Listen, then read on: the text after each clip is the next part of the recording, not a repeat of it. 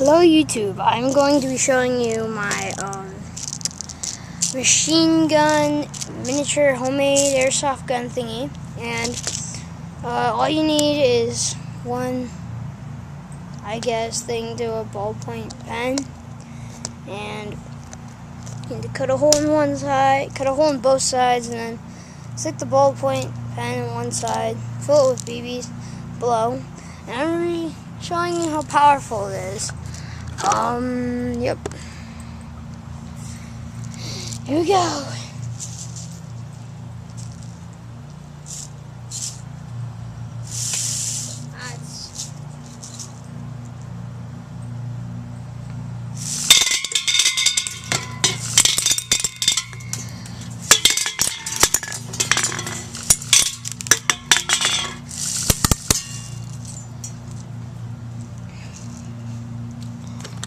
As you can see, it's a pretty strong weapon, homemade thingy.